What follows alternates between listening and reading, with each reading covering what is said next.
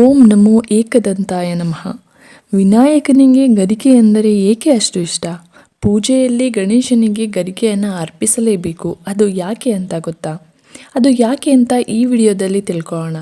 ಅದಕ್ಕೂ ಮುಂಚೆ ಇನ್ನೂ ಯಾರಾದರೂ ನಮ್ಮ ಚಾನಲ್ಗೆ ಸಬ್ಸ್ಕ್ರೈಬ್ ಆಗಿಲ್ಲ ಅಂದರೆ ಈ ಕೂಡಲೇ ಸಬ್ಸ್ಕ್ರೈಬ್ ಮಾಡ್ಕೊಳ್ಳಿ. ಅನಲಾಸುರ ಎಂಬ ಅಸುರ ಭೂಲೋಕದಲ್ಲಿ ಮಾತ್ರವಲ್ಲದೆ 3 ಲೋಕಗಳಲ್ಲೂ ಎಲ್ಲರಿಗೂ ತೊಂದರೆಯನ್ನು ಕೊಡ್ತಾ ಇದ್ದ.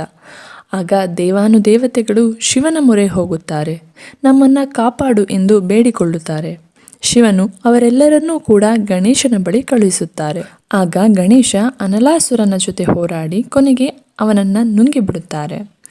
ಅನಲಾಸುರ ಅಗ್ನಿ ಸ್ವರೂಪದವನಾಗಿದ್ದನು. ಇದರಿಂದ ಗಣೇಶನಿಗೆ ದಾಹವಾಗುತ್ತದೆ.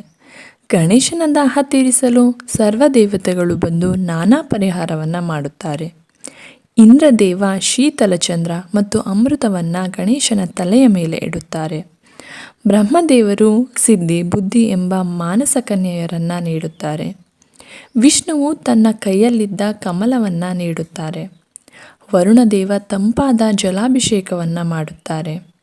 ಮತ್ತು ಪರಮೇಶ್ವರನು ತನ್ನ ಶೇಷನಾಗನನ್ನು ಗಣೇಶನ ಹೊಟ್ಟೆಯ ಮೇಲೆ ಸುತ್ತುತ್ತಾರೆ.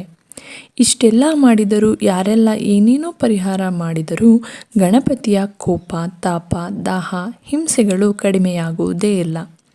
ಕೊನೆಗೆ 88 ಸಹಸ್ರ ಮುನಿಗಳು 21 ಹಚ್ಚ ಹಸಿರಿನ ಗರಿಕೆಗಳನ್ನು ಗಣಪತಿಯ ತಲೆಯ ಮೇಲೆ ಸುರಿತಾರೆ. ಆಗ ಗಣಪತಿಯ ನೋವು, ಶಾಖ, ಹಿಂಸೆ ಕಡಿಮೆಯಾಗಿ ಆತ ಪ್ರಸನ್ನನಾಗುತ್ತಾನೆ ಹಾಗೂ ಹೇಳುತ್ತಾನೆ, ಇನ್ನು ಮುಂದೆ ನನಗೆ ಗರಿಕೆಯನ್ನು ಅರ್ಪಣೆ ಮಾಡುವವರಿಗೆ ಸಾವಿರಾರು ವ್ರತ, ಯಜ್ಞ, ತೀರ್ಥಯಾತ್ರೆ ಮತ್ತು ದಾನ ಮಾಡಿದಷ್ಟು ಪುಣ್ಯ ಲಭಿಸುತ್ತದೆ ಎಂದು. ಆದ್ದರಿಂದಲೇ ಗಣಪತಿಯ ಪೂಜೆಯಲ್ಲಿ ಗರಿಕೆ ವಿಶೇಷ ಸ್ಥಾನವನ್ನು ಪಡೆದುಕೊಳ್ಳುತ್ತದೆ.